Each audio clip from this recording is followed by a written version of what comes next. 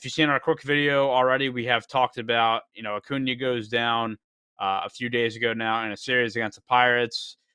I watched it. It did not look good. They confirm it's a torn ACL. He's done for the year. This is his second torn ACL in 3 years, and obviously a huge blow for the superstar of their team.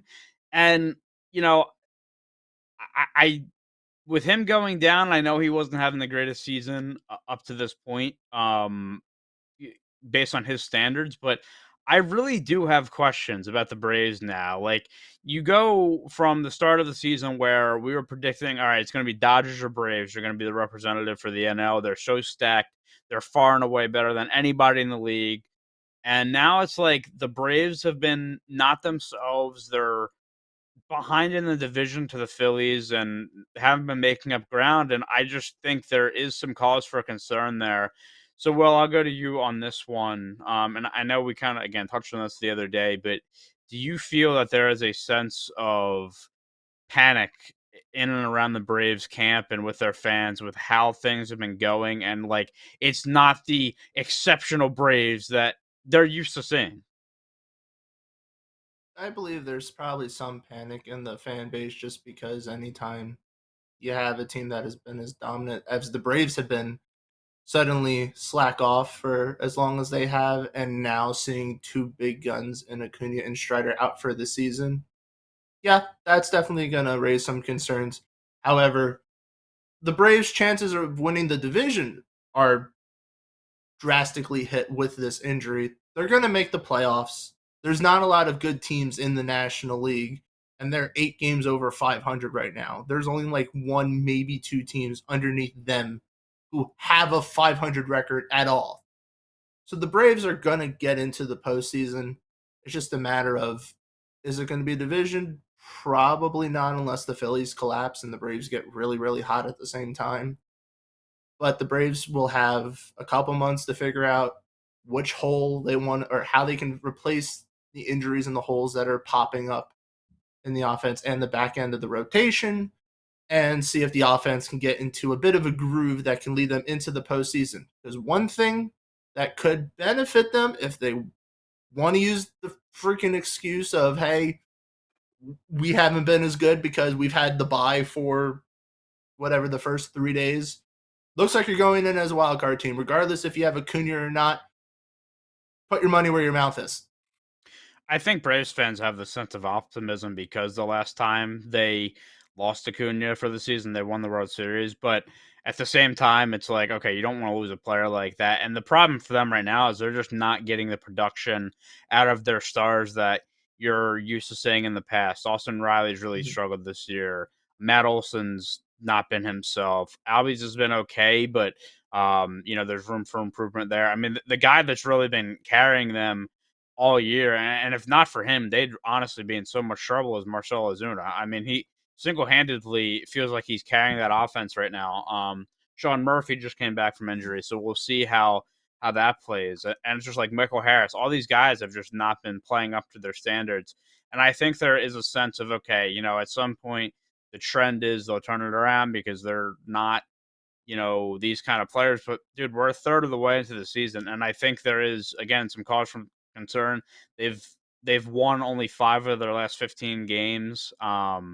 So I mean they've been kind of going down, and this is obviously with the injury happening. Now they do have a series against the A's coming up, so if there was ever a nice spot to get a sweep, it'd be now. But yeah, I don't know. I just think that there's definitely a lot of questions surrounding this offense, which like coming into the season, it was like, is this going to be the best offense of all time? Like, look at all these players they have. I just like No. will. I know I'm being dramatic. I'm being dramatic for the cause, but Yes. like there's a lot of star power, right? And like you're just not seeing it from those guys right now. No, I mean, they're not going to perform what they did last year. Last year was historic what they did, and everyone, or at least it felt like a lot of people, were having career years, especially from Acuna, Olson, and really Ozuna. Um, I I do. The bats are going to figure it out. I mean, I see the dog days of summer is where I'm really going to kind of see what this team is going to be at the end of the season, potentially the postseason, because that's where you really start to get the separation. I feel like from like the actual contenders and the teams that are just playing around. That's you get a lot of teams that falter off. The Braves have had some players step up later in the season in the past during the summer, and even back in 2021, like you had said, um, they started off bad. They were 25-26 at the end of May. They were 38-41 at the end of June, but then they got hot in July, August, and September. Ran that to get a World Series.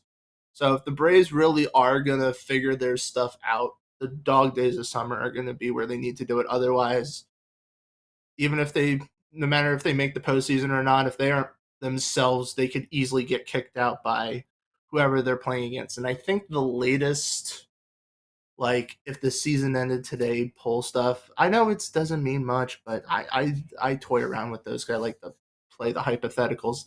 I think it had the Braves playing like the Cubs, or no, it was the Giants. I think in the first round, and so Yeah. if it's a situation like that, that could be what the Braves need to also build momentum.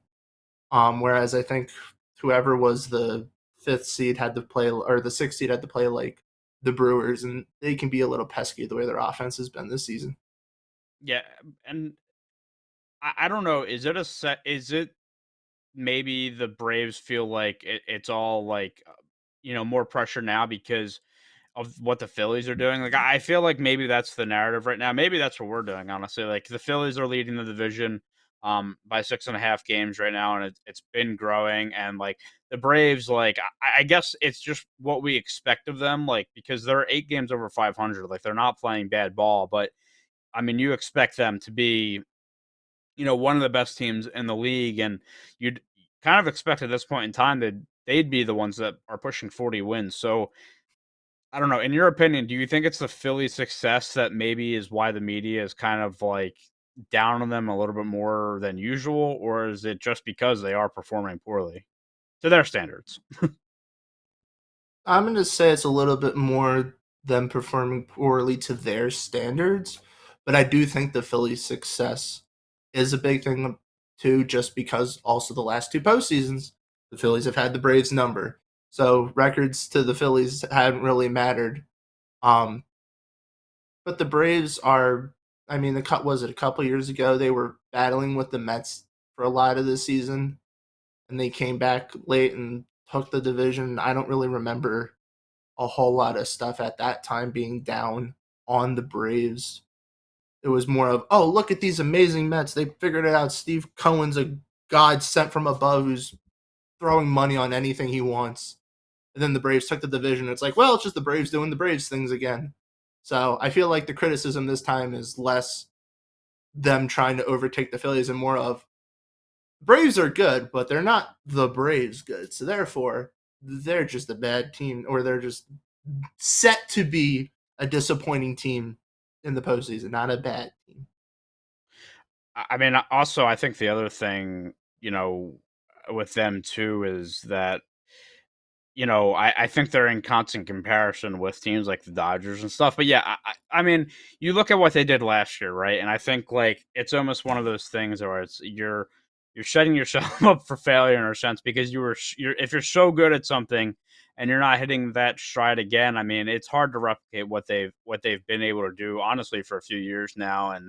Um, and again, it's like they're 8 games over 500. They're not playing bad. I just have questions about in the longevity of the season and, going into August, September, October, around postseason time. You've already lost your ace on the mound. You've lost your superstar player. Like injuries are probably going to happen more, and they're going to ramp up. And you just don't know if Riley's going to turn around. You would hope he can, or Olson. Like now, in your opinion, do you think it's a situation? And I feel like we've been talking about the Phillies like this for a while. It's like, all right, if you get in, that's all that matters. Because when you're in this postseason, anything can happen. And I think if you're the Braves, you feel good about your chances against anybody, even if they did come in a wild card spot. But is that their mentality? Do you think, or is that should that be their mentality, or are they, trying to, be the best team in the NL? At this point, their mentality should be We just want to be the best version of ourselves entering the postseason, regardless if that takes 2 weeks and they can run the rest of the season hot, or if that takes another month. They are set up to still be in a good situation, barring any other major pitching injuries.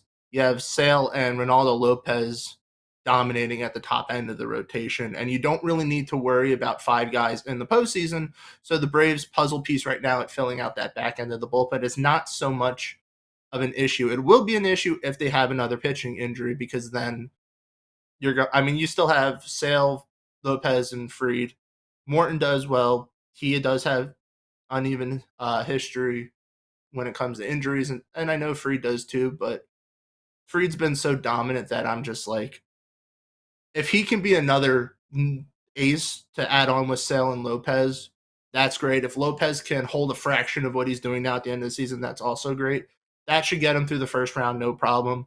Whoever they have to face in the second round is really going to test them, because if they're set up to face the Phillies again, they better have that mindset of we can beat anyone, because you haven't proven it the last 2 years. Yeah, and I think like you kind of look at okay on the flip side as well. If you're any team that's facing them, if they are to come into a wild card spot, like if you are um like you said, the Cubs or the Giants, you're like, damn, we drew the Braves in the wild card series. Like, so I think it's two sides of it. But it's funny because like you look at their stats like offensively, like they're still like a top 10 team in a lot of categories. Their pitching has been okay. It's just I don't know. I feel like myself included, like I have this perception, and a lot of the media, it's just like they're not kind of up to their standards, and there's just something about it, man. Like this year, it just feels like to me that they're missing something. They're not their old selves, and I guess maybe that's why I'm kind of more nervous for them than I've ever have been in previous years or whatever. But um, I just yeah, and you also, I mean, not to mention you throw in the recent playoff history, um, which obviously the last 2 years hasn't been great. So it's just like this whole thing. So I don't know. Are the Braves gonna be okay without Acuna? I think that Yes. they'll be able to manage, yes, but do I think they need to look to bring a piece in? And do I think they'll bring a piece in? I do. I think when the trade deadline comes around, I do think they're going to try to make somewhat of a splash, and I don't even know if it would be a direct replacement of Acuna in the outfield. But I mean, yeah, I don't. I'm trying to think like who they could kind of move around. But I think there's going to be options out there, and I think they're going to try to make a move. I mean, what is your take on that? Like, do you think they ride this out with these guys that they're calling up, or do you think they try to do something sooner rather than later? I think part of that could depend on what they try to do in the back end of their rotation, because right now, was it AJ Smith Shawver's now on the IL, and I think he's out 6 to 8 weeks. And so they are struggling to find that minor league pitcher to step up and fill in as really just a bulk innings guy.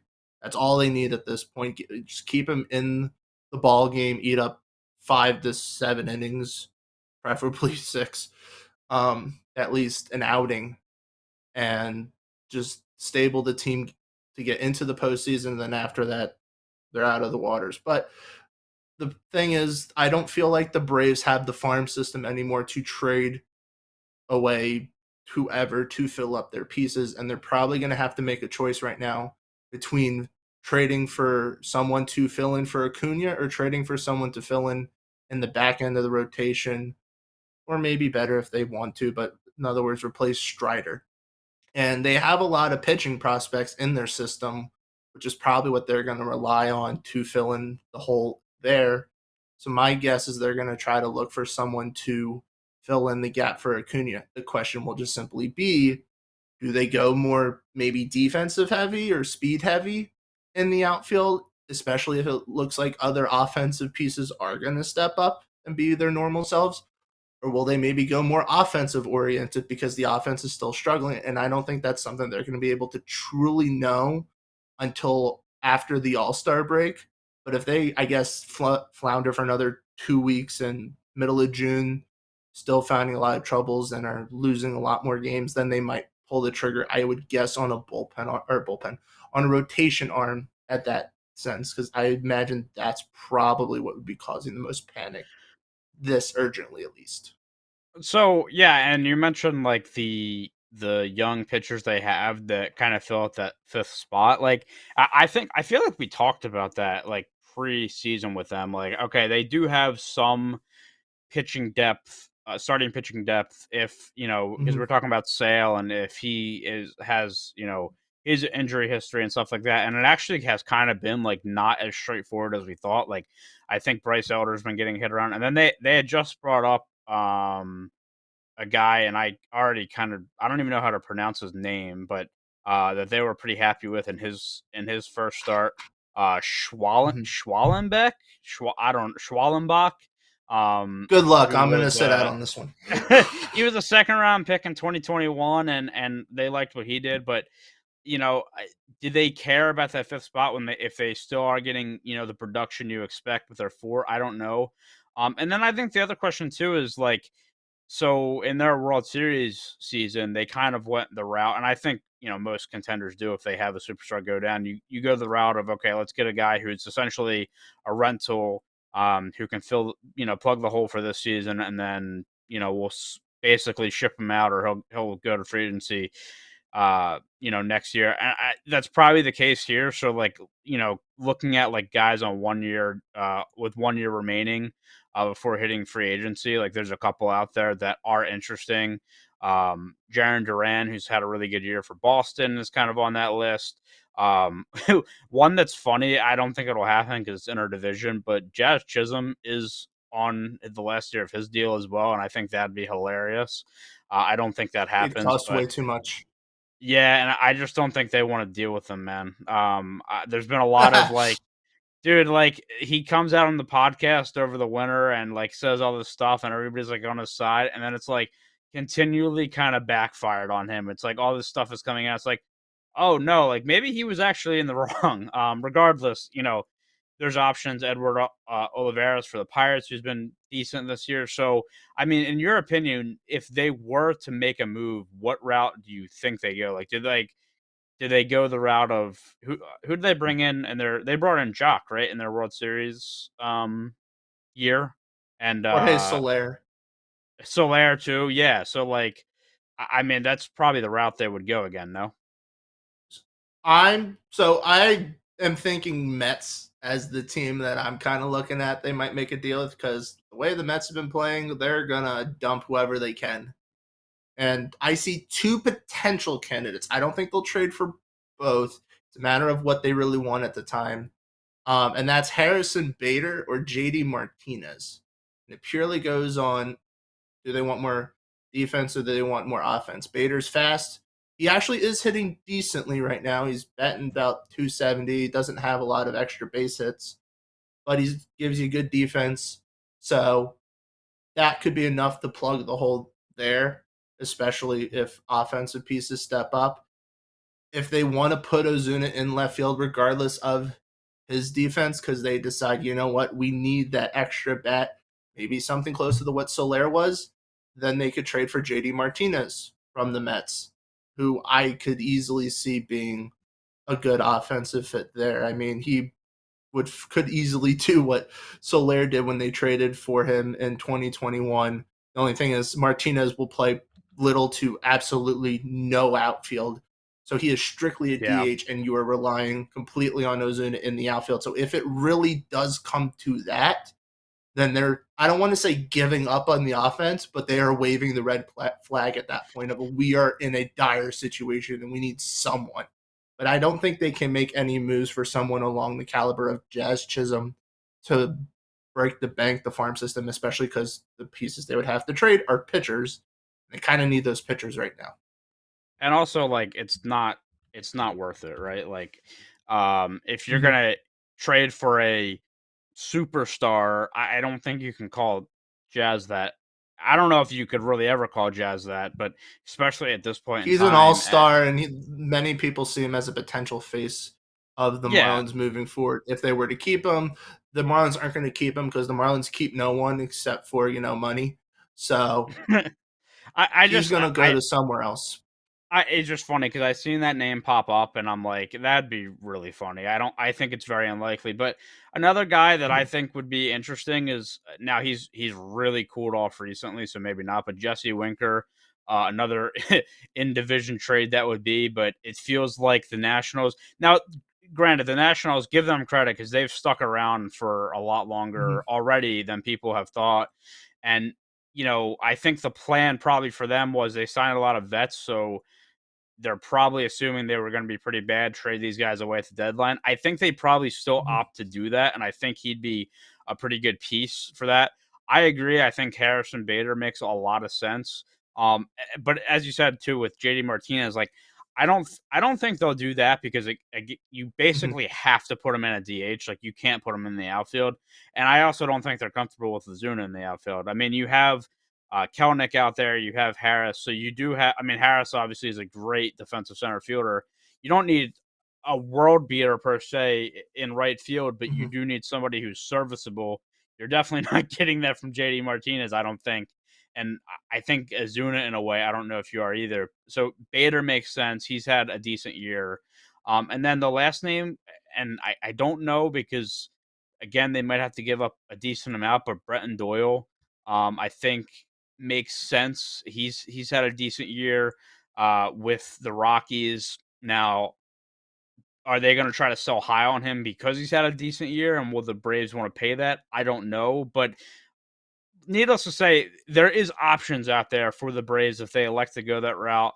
And again, I wouldn't be surprised. Now, I do think if they are to, make a trade, I think it would be more for a guy like Winker over Doyle, just because they probably want a guy that's a little bit more proven per se. And that Winker's probably not going to cost them much. So again, there's options for them. I think they'll probably feel at some point that they need to make a move, but I think there's a lot of time before, we get into that conversation. But I mean, yeah, the Mhm. Braves, like they're not they're almost a victim of their own success, man. Like they're not even playing per se bad, but when you have these expectations of what they are, it's really really hard to compete with that. So, yeah, Will, I don't know if you have anything else to add to this conversation or not, but I mean, I know The as a Phillies Phillies. fan, I was gonna say as a Phillies fan, I know you're Mhm. loving talking about maybe the Braves taking a step back